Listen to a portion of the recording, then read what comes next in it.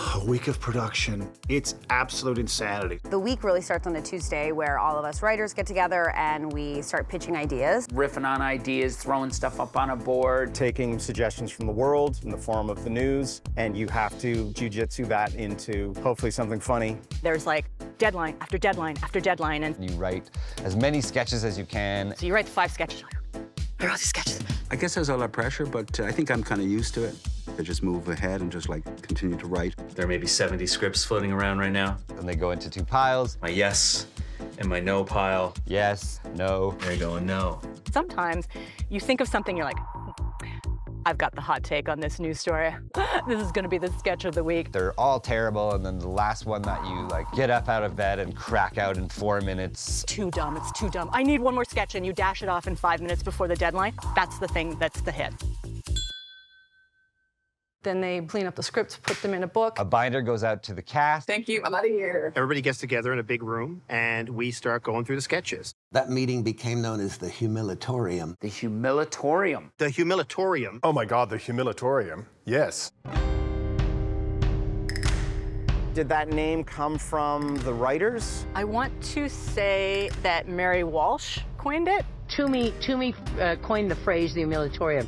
You think you've written something funny, and then it dies a death, and it's so humiliating. It's so humiliating. I'm gonna go on a limb and say that is an unhealthy approach to that meeting.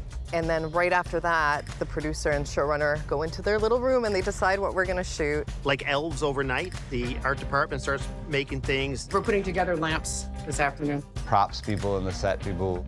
The crew are amazing. Oh my God, the crew. Oh my God, the crew. I fell in love with one. The art department and I were up all night designing sets. Myself and the crew come in at night. A ton of curtains is where we store all our rugs. And this is all just the end of the second day. And out west, Vancouver's VSC, or the Vancouver Stock Exchange, took the biggest hit, leaving it battered at the end of the day. There's a funny footage thing there. And line to come. Somewhere in there, I would go off and shoot my rant.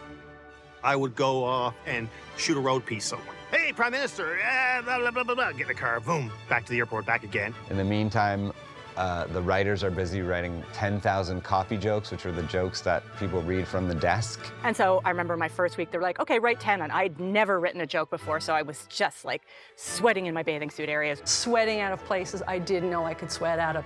You know, we were gonna shoot 10 sketches in 2 days. You shoot all day Thursday. The same again Friday. I would edit the show on Saturday and Sunday. Then Monday we do our live show. Welcome to the show. Here are this week's headlines. Sandy, you'll like this one. You might have a little drink afterwards, and then I start going, well, what the hell am I gonna write tomorrow? It's an insane, exhausting, exhilarating schedule.